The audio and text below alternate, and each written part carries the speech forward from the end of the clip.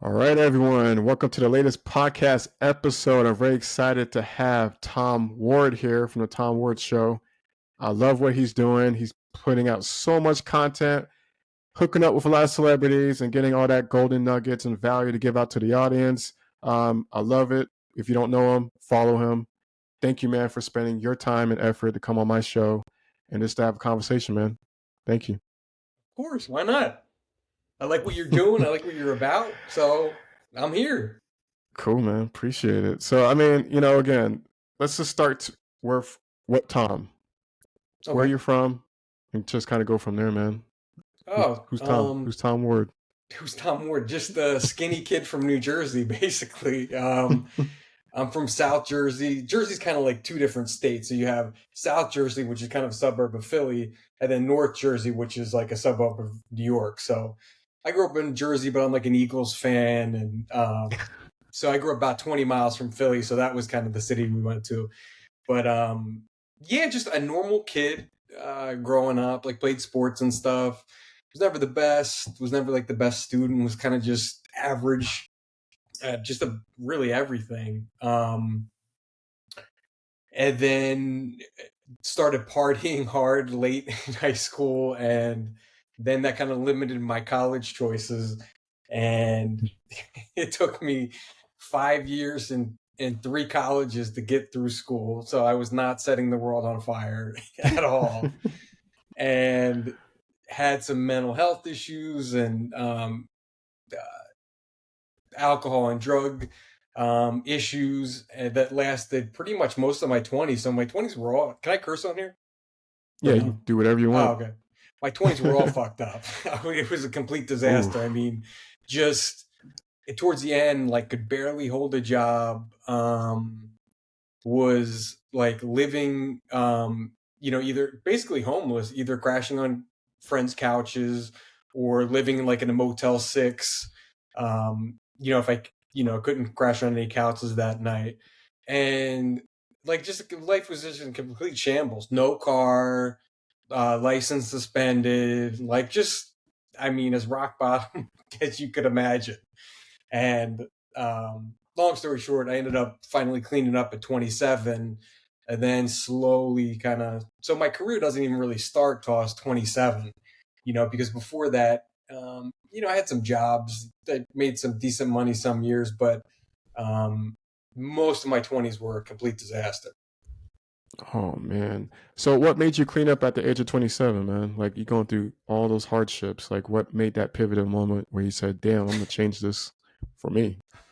It was it's a pretty unique story. So I'm living. I have a part-time job as a radio DJ. Back, if you're young, they used to have these things called radio stations, and there was a person who used to talk on a microphone. Like it Yeah. was like a podcast, basically, to Mm-hmm. radio station. So I was a part-time DJ, and on the weekends, the office staff would be gone. So again, like I'm broke, so I would crash in the break room and do my shifts, and no one would be there. So I would just save. I wouldn't have to crash on anybody's couch or spend money for a hotel. Anyway, so Mm-hmm. I call a cab because again, I don't even have a car. I call a cab to pick me up at the hotel, and the guy picks me up, and I've got like bags and like bag full of clothes and stuff. And he picks me up, and we're just chit-chatting in the car. He's like, "Hey, where are you from? Are you vacationing?" Because I'm in a hotel, right? It's a legit question. I'm like, "No, I live here." He's like, "Oh, okay. Where's your car?" And I go, "Well, I don't have a car." Mm-hmm. And so he basically sizes me up within like a minute of just chatting. And he looks up in the rearview mirror and he goes, "Do you think your life's unmanageable?" And it hit me like a bolt of lightning. And it was wild, like because I have friends and stuff who suffer from drug and alcohol issues, and I've worked with people and tried to help out friends, family members and stuff. And it's wild. It's super frustrating because the older I get, the more I realize that you can't make anybody get it, especially like get sober. Like it doesn't matter unless they're ready. You can have all the interventions you want. You can have all the talks you want. You can take away things. It doesn't matter. Like they have to be ready. And I guess at that moment I was just ready to hear that, because Tom at like 20 years old would have told the cab driver, shut the fuck up. Even the Tom at 26 would have told him the same thing. But for some reason that day, I mean, if he told me that at 20 and 25 and 26, they would have all been right, but I just wouldn't have heard it. But for some reason, I was just, I guess, ready to hear it that time. Anyway, by this time we get to the radio station, and he starts telling me his story too. He was like this crystal meth guy, and rode a motorcycle and had this like crazy life. And he was sober for like a year at the time. And he said, we get to the radio station, and I've got to get out and go to work. And he says, hey, if you want to get sober, like I run a clean and sober house, and I just had someone relapse, so we just had a room open up if you want it. So I said, okay. So I thought about it that weekend, and then I went and saw him the following Monday, and that was July 27th, 2005. And then I've been sober since then. Holy crap, man. Shout out Bob Schumacher, cab driver Bob. I wouldn't be here if it wasn't for you, man. Bob Schumacher in the house, if you're hearing this. Yeah, man, I'm glad he actually spoke to you, and it kind of hit home, man. That's a very good feeling. How long did it take you to get clean? That was it. Just like since a week? July 27th, 2005. I've been sober since then. Oh, no, I get that. But like how long, the treatment, like once you entered into that? Oh, it was wild. I didn't even go to treatment. Or nothing. Yeah, I wasn't, it was mostly like alcohol. I'd smoke tons of weed, do coke when it was around, that stuff. Thank God I never got into opiates or anything, because, then you really need, that's a whole nother conversation. So I didn't need, inpatient treatment. So I basically just went to the house and, did the deal. You had to go to meetings and do that kind of stuff. You had to go do the group therapy and all this stuff. And to me, I was just like, I was kind of wary of the whole thing. I was kind of like, are these guys a cult, or like, what's going on? I just told myself, I go, you know what? I am fucked up, and I'll give them 30 days. I'll do whatever they tell me to do for 30 days. And if life gets better, like I'll just stick around and keep doing what I'm supposed to do. And if it doesn't, I'll go, back to a buddy's couch, or, try to figure things out. I'll just move out of the house. So, it sure beats, staying on the couch, or, staying in a hotel, having my own room, so I just looked at it like that. It's like, okay, this is a step up in a weird way. So I'll just run with it. Nice. So you got clean, and what was your next thing after that? You had to go find a job. What was your journey looking like after? Yeah, I mean, it was slow. It was slow. I mean, it's not an easy road. I couldn't get a job. My credit was fucked. My employment history was fucked. The first job I got was this is in Phoenix, Arizona. So I was loading FedEx. I was working at FedEx at a warehouse, loading boxes. So it's Phoenix. It's in the summer, and I'm in a giant warehouse that doesn't really have AC. So just like sweating my ass off. But the worst part was I was working with these kids who were kids. I was 27, and they were like 19, and they were on, summer break from school. So I was like this old guy to them, just like working, and I wasn't going back to school. I didn't have anything. Like this wasn't a break from something bigger. Like this was it. I was just doing that.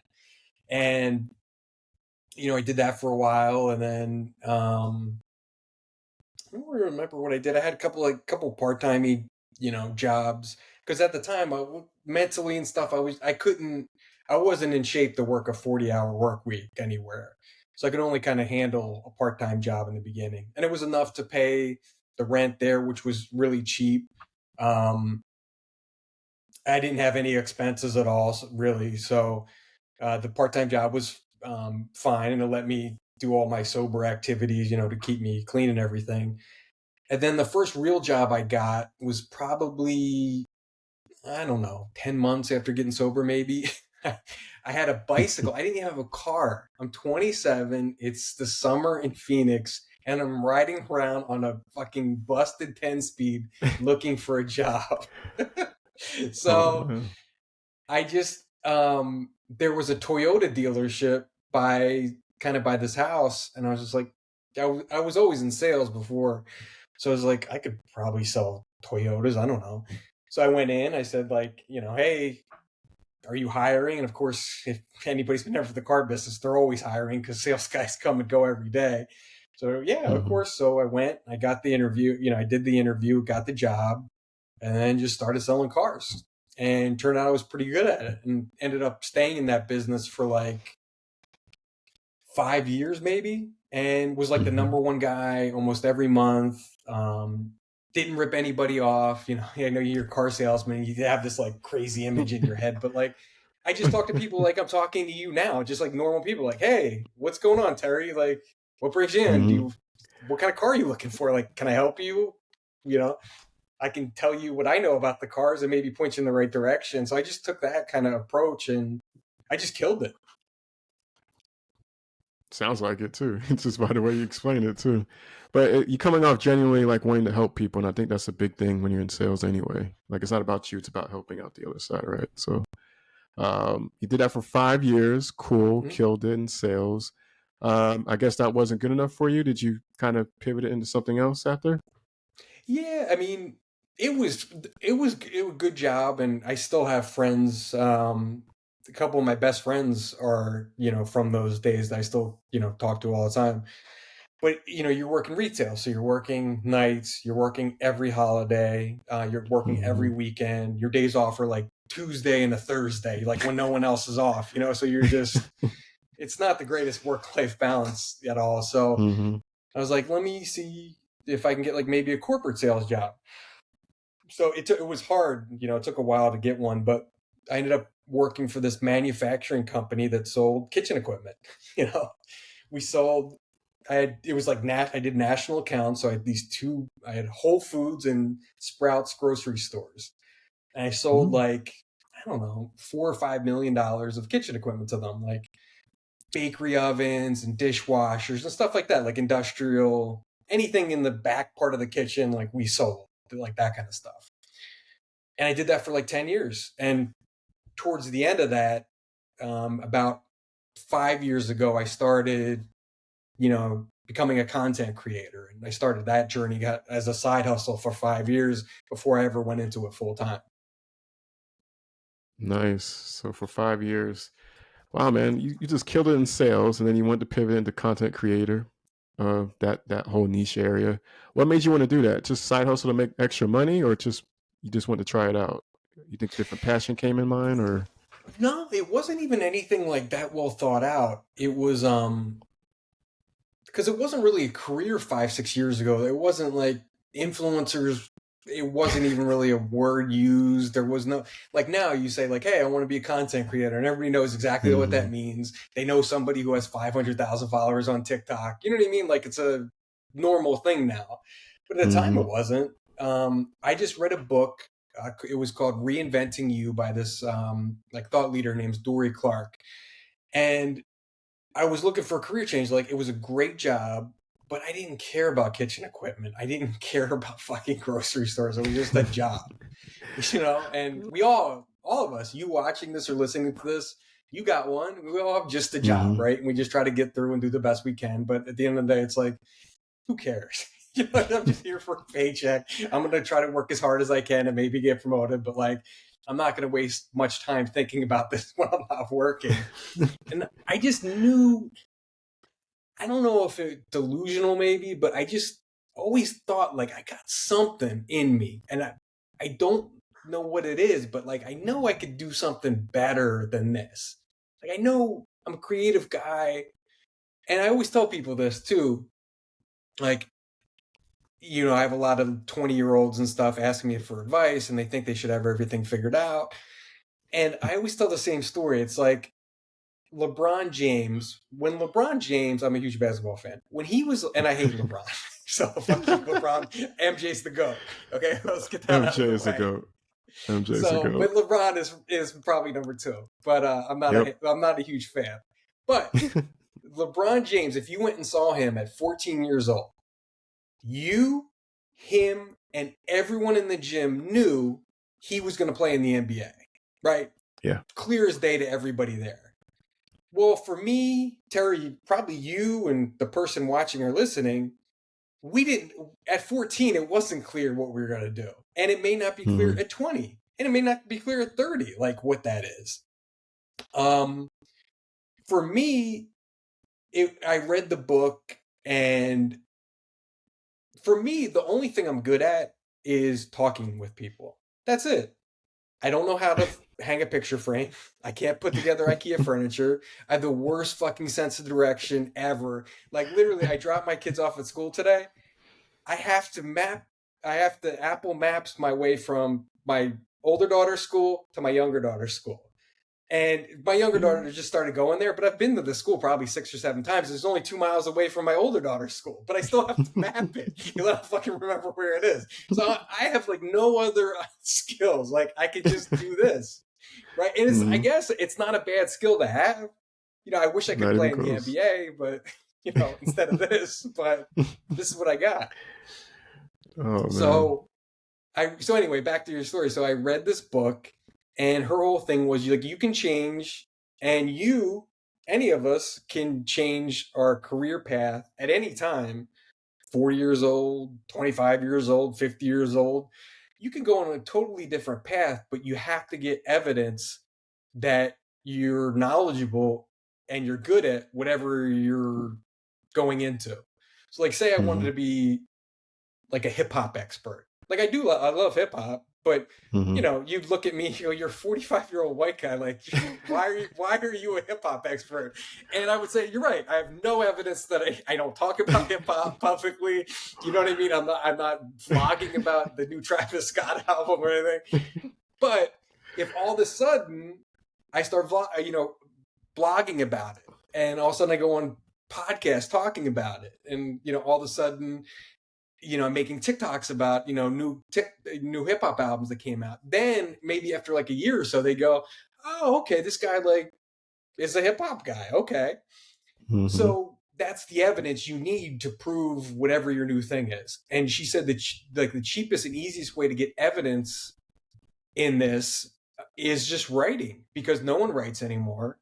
Not everybody feels comfortable on camera. Like when I'm filming solo videos, I am not great at it. I don't feel comfortable at it at all when the camera's on me.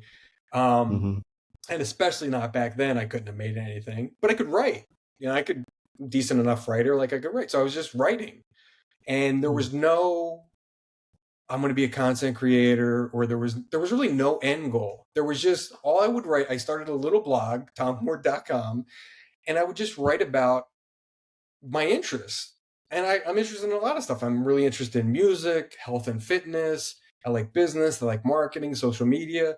So it's just like a hodgepodge of shit I would write about. And no one cared. No one gave a fuck. No one was reading, you know, but I just kept doing it. And I don't remember how far in, but like less than a year, all of a sudden I'm having breakfast one day and I'm going on a business trip. So it's like real early in the morning, like 4:30 or 5 in the morning. And I look at my stats, you know, I'd look, of course, anybody in social media in this world, of course, obsessively checking views and shit. We all do. Of course I did then. And it was always like horrible. It was like 10 people read your last article. And it's like my mom and a couple friends and one stranger, you know. All of a sudden I look at my last one and it's got like 200,000 views. And I go, oh, wow. What? And it was, I'm a music guy, right? So I heard Rick Rubin. If you don't know who Rick Rubin is, he's one of the best music producers of all time.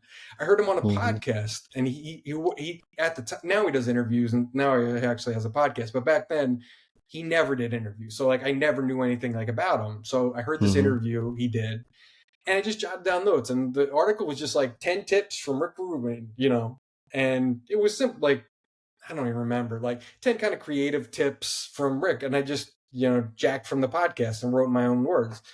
And I got 200,000 views, and I couldn't figure out. But like now, I got to get to the airport, so like I'm driving. I just remember like, what happened? Like, how did they find my little blog?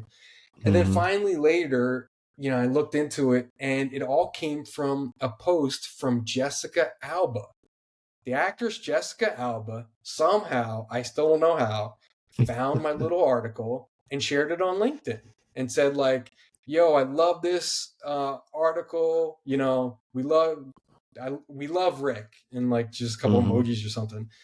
Right. And that was it. And then it got all these views. And then I ended up, I think, sharing that story with the woman who wrote the book that started me on the path, Dory Clark. And Mm-hmm. then she saw kind of what I was doing. She's like, why don't you go write at Forbes? Why don't you become a contributor at Forbes? And I'm like, what? I'm like, I'm not a real writer. I didn't write from high school, you know, Mm-hmm. newspaper. I just started blogging and had really no success at it. But I'm Mm-hmm. like, sure, okay, why not? So I kind of went through the interview with an editor, and all of a sudden, I'm writing a couple articles a month for Forbes, just like about business and marketing and stuff like that. Oh wow, that's amazing, man. Turn your hobby into something cool, man. Something you didn't Mm-hmm. know just by trying. So you did that for a while, which is pretty cool. I still The do it. I still blog, write for you still Forbes. do the blog, right? Yeah, okay. I Well, don't how really about do your the blog? Tom Ward blog. I do the Forbes Okay, stuff. the Forbes thing, Mm-hmm. awesome.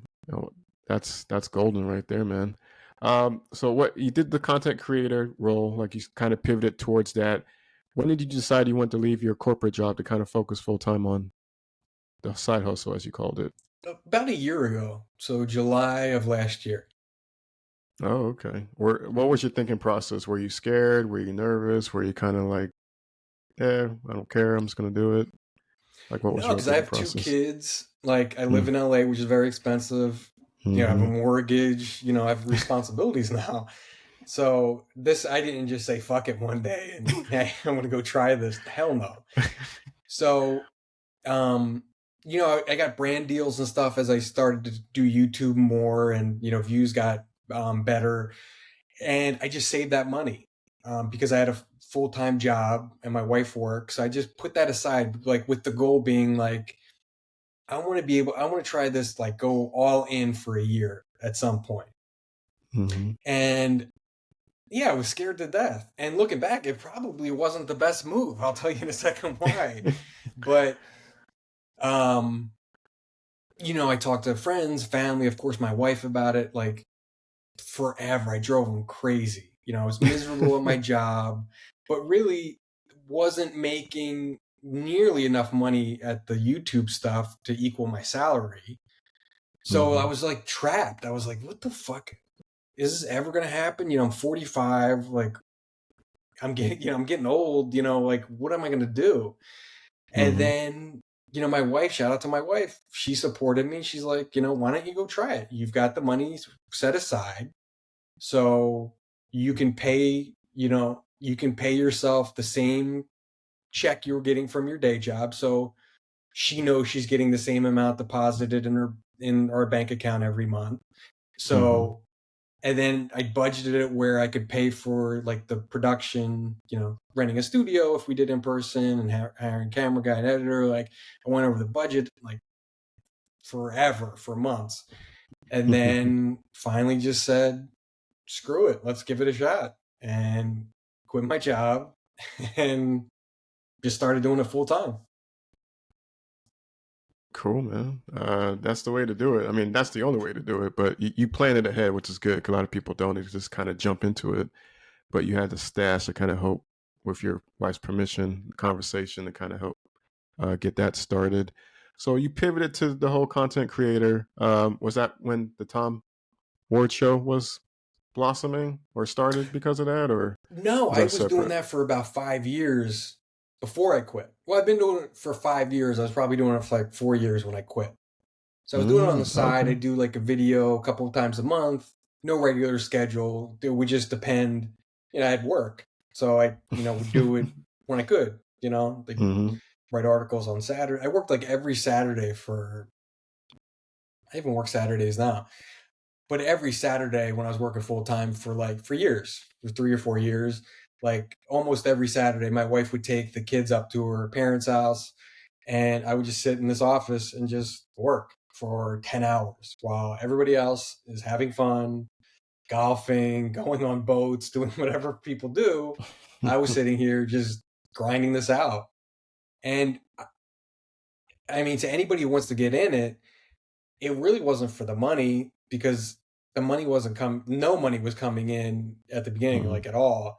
It was really just for the love of the game. Like I loved, writing articles, even though I hate doing it sometimes now. I just like the writing, or just the whole process, like reaching out to guests, booking guests.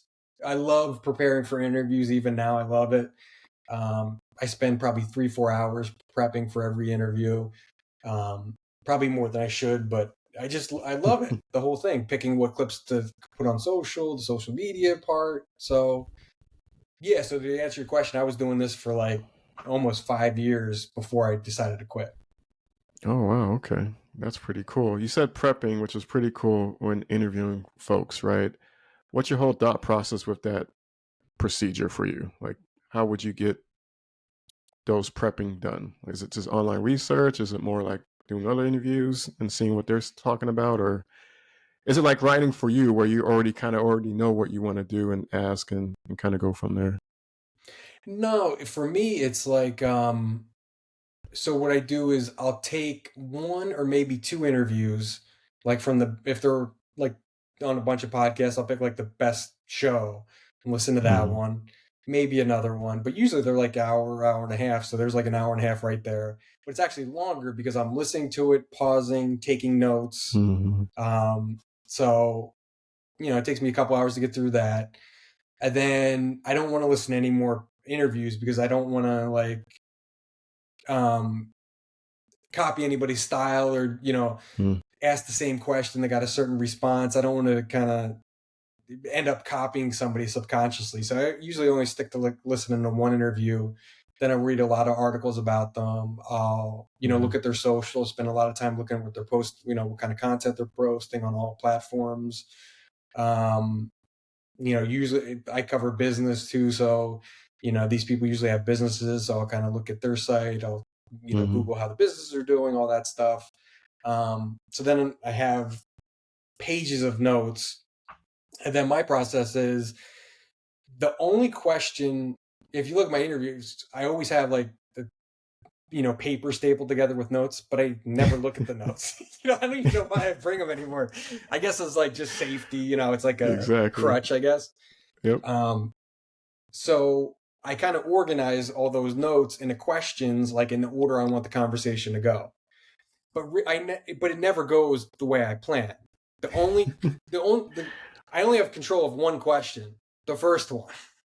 So, and that's you got to come out with your money shot, because you don't bury your good question for like 20 minutes in, because the listener might not be there anymore. You want to get them in the beginning. So, that's the only one I can control. I can't control the order or where the conversation goes from there. But Mm-hmm.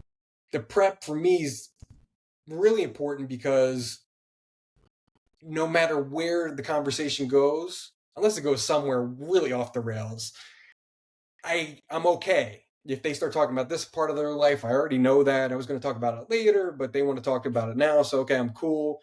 I still really want to talk about this. So I'm still going to like jump in here when they're done talking about this, you know what I mean? Try to bring it back. So there's a lot going on, a lot. It'd be funny to imagine my brain like during an interview, because it's going like a million miles a minute. Like everything from like assessing the guest body language, like, oh, are they uncomfortable now? They're crossing their legs and crossing their arms. They look pissed. Maybe I should back off a little bit. Or fuck, I'm getting bored. So if I'm getting bored, the viewers started getting bored 5 minutes ago. I'm here in person, so I can hang in there longer. They're fucking gone. So it's like, this is going off the rails. I got to bring it back.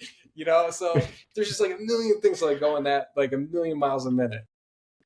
Oh man, that's crazy. No, that's a good way to prep. No, I didn't think about it like that. But you have a lot of thought process into it, and that's pretty cool, man. I don't wing But it. you don't wing it? Fuck no. You know you think that's a bad approach, you think, from your experience interviewing the greats? I've been interviewed. I've been interviewed, and I've been on horrible shows, and they're just like, "Hey, what's going on?" Like they start the show with no game plan, and the first minute is just like, "Hey, what's up? How you doing?" You're in LA. Is that where do you live? It's like, If you did prep, you would know where I live. Like, this is a waste of a question. You know, who the fuck cares where I live? You know, like, and then finally they get to like a decent question. We're like 10 minutes in. I'm like, no one is going to hear this interview. No one's getting to the 10-minute mark. They fucking bounced at 30 seconds in. So no, I don't think winging it's a good idea. Oh man. So prep up, guys. Prep up for the interviews.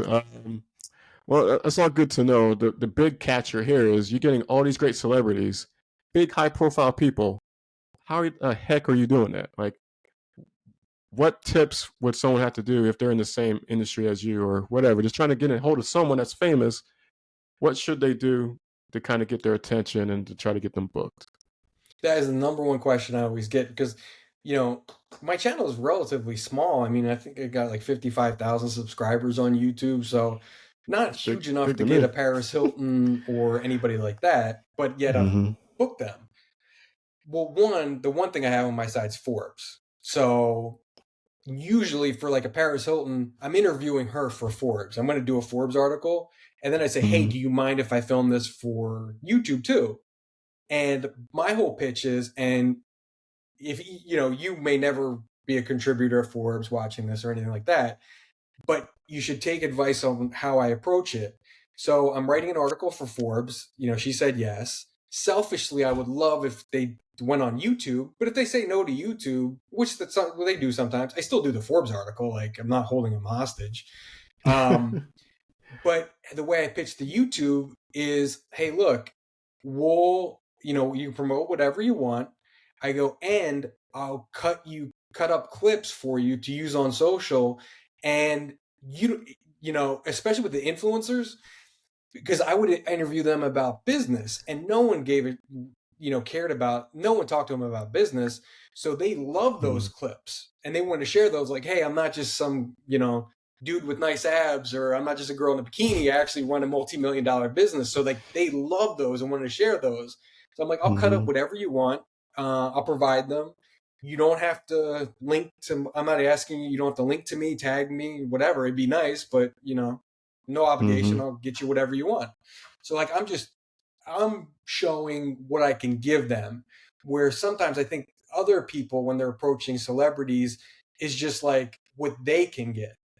But you got to look at it from, I've been around enough celebrities now to know they are asked every day, every second of the day for something. Whether it's, hey, can you tag me in this picture? Could you check out my website? Can you wear my fucking t-shirts? Can you come on my podcast? They constantly hit up, take a picture with me. Can you do a TikTok with me?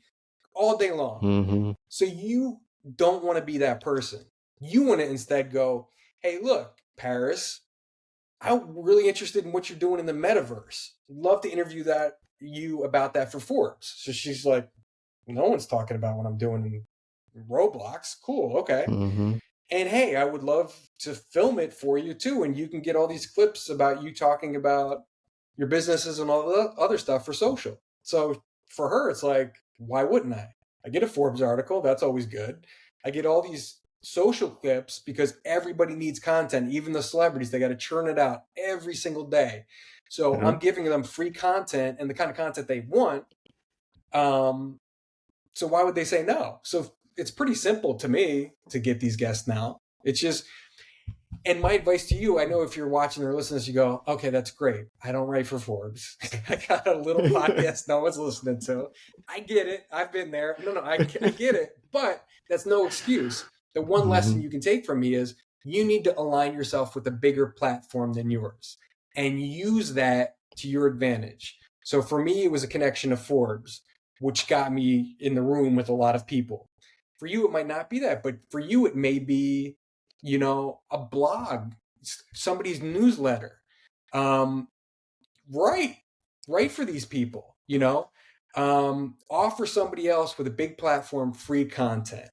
And everybody has a website. Everybody has a newsletter these days. So why not?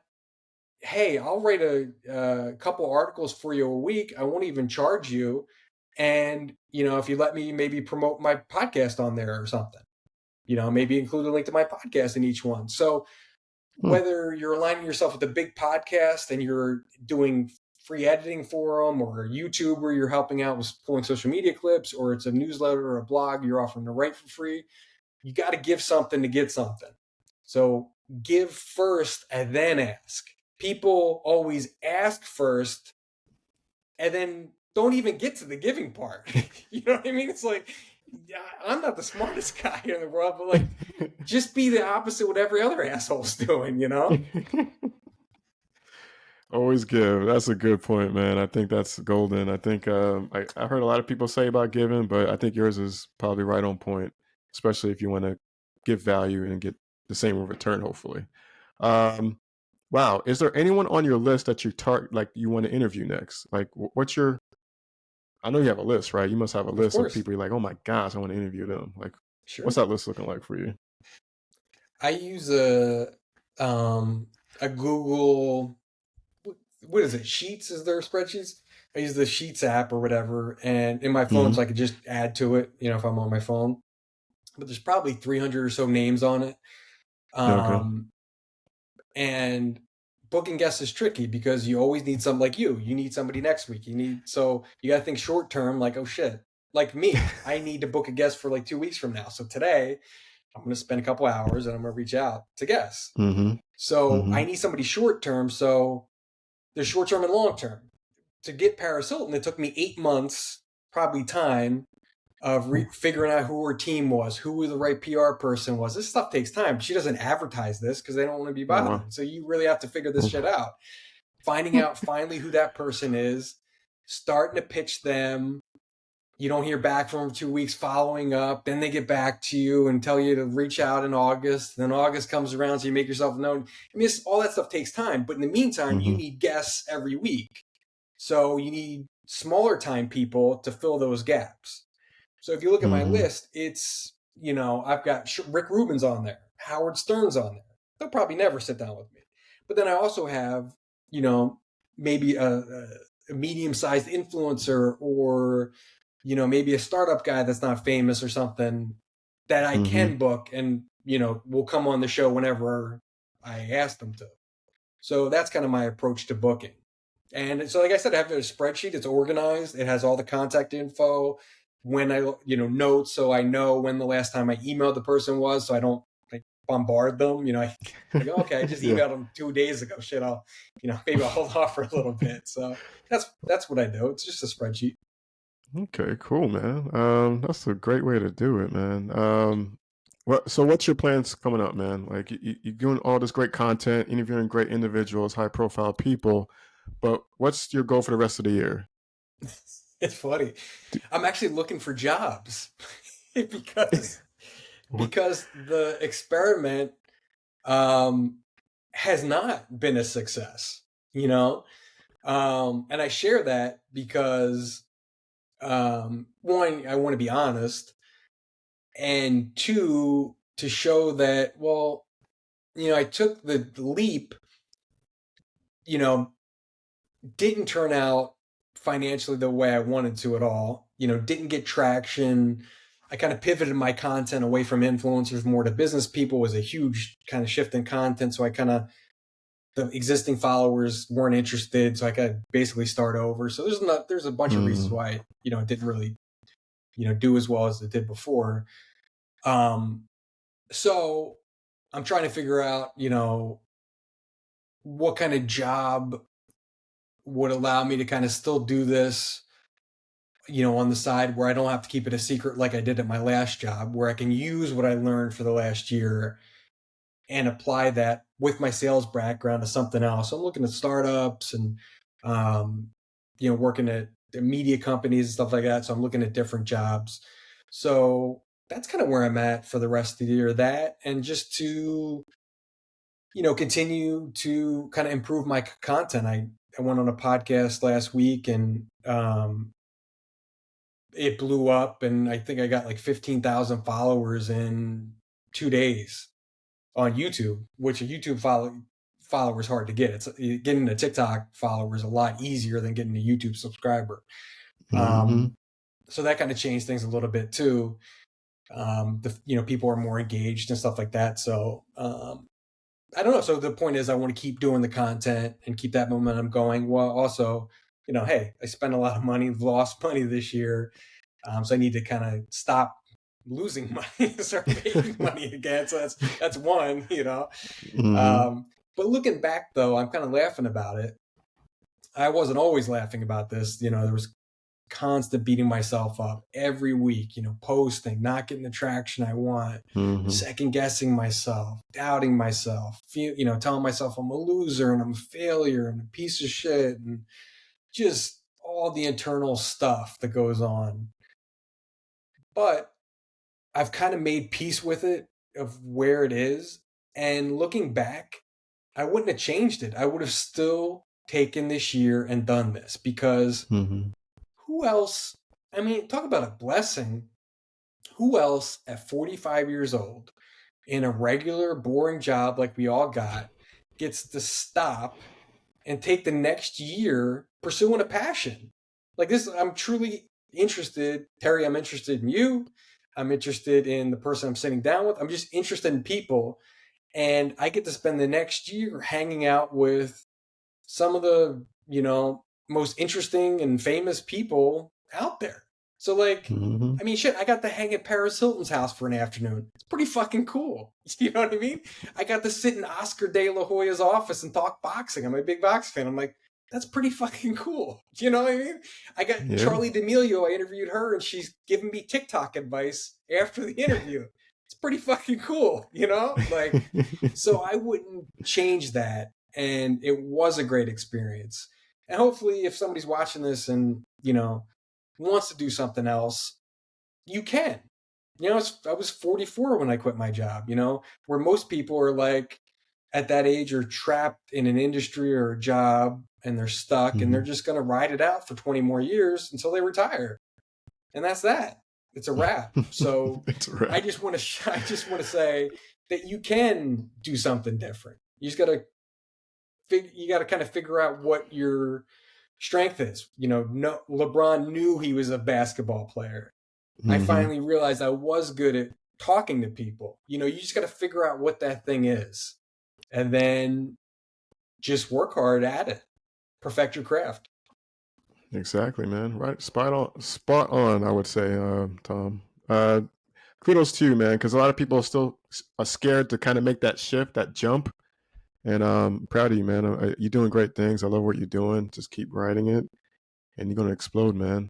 The Thanks, man. funny thing was, you mentioned you're welcome. This was supposed to be my last question of the interview, but you kind of already dipped into it without even knowing. But it was like the last episode I tried to ask each guest was, what keeps you going every day when you want to give up?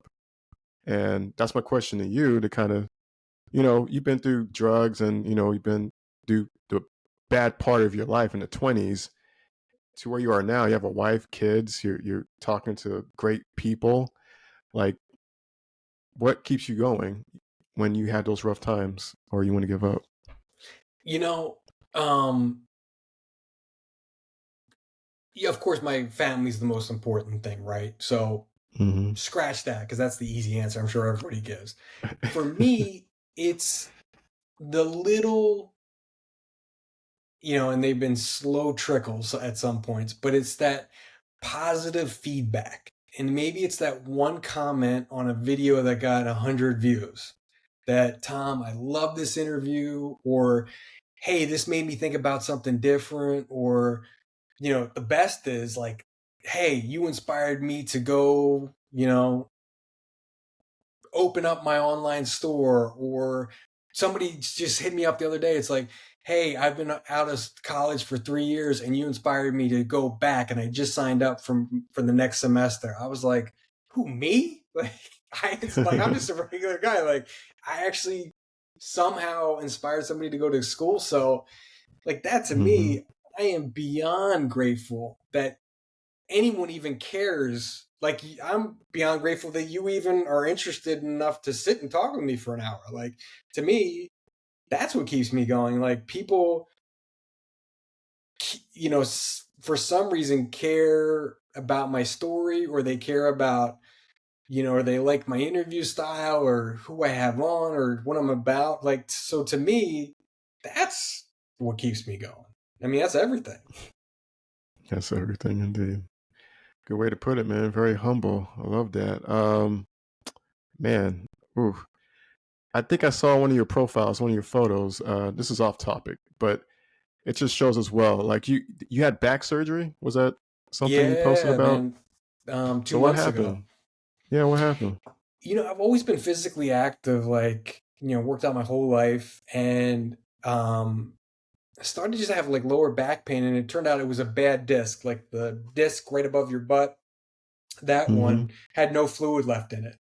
So like it got to the point where like I couldn't run, like I've run marathons, like I couldn't run more than a couple hundred yards and the pain would be too much. And it's because Mm-hmm. that disc, every time your foot hits like the road or there's any impact, that's where the pain goes. And that fluid's like the cushion, right? Mm-hmm. The shock Oof. absorber, and there's no fluid there. So, um, we tried everything. We tried cortisone, and I did physical therapy, and Mm-hmm. tried every other thing for like a year and a half, and it just didn't work. And I want to continue to be active. I want to be able to pick my kids up, and throw Mm-hmm. them in the pool or the ocean or something. I couldn't do that stuff. So anyway, I got a disc replaced, and it's been very it's been very humbling and slow going getting back, and I'm not nearly at where I want to be. So, but it's taught me to be, if there's any lesson, it's taught me to be more patient. Yeah, exactly. No, man, just write it out. Take it one day at a time. You would know. I had a few surgeries myself, so I kind of know what you're going through. Not back, but foot relating. Just gotta be patient. Have faith, pray. And keep writing it out, man. And I wish nothing but the best for you, man. So You I too. want to kind of Good bring that luck with up. the show. Keep killing it. Oh, thank you, man. For viewers out there, what's the best way to reach Tom Ward, man? Because I'm gonna, send people your way. What's the Sure. best way for them to reach out to you? The Tom Ward Show on YouTube and on all audio podcast platforms. Tom Ward Official, I think everywhere on social. Even LinkedIn. I'm probably most active on TikTok and Instagram and Twitter somewhat. So just find me, Tom Ward Official, on social. Cool. Well, guys, you And hear it check out my merch too. I first. have merch, thelevelupshop.com too. I've got merch finally, so go check that out too. TheLevelUpShop.com. Thelevelupshop.com. Yep. Oh yeah. Check that out, guys. I'm gonna check that out. Buy the merch, man. Represent Tom. Yeah. But yeah, cool, man. Thank you so much again for spending your time talking with me and the audience. And if you hear it here, folks, Tom Ward, please follow him. Give him a like, give him a follow, subscribe. And if you have any questions, let me know, and I can defer them to you. Until the next episode, peace out. Thanks, man.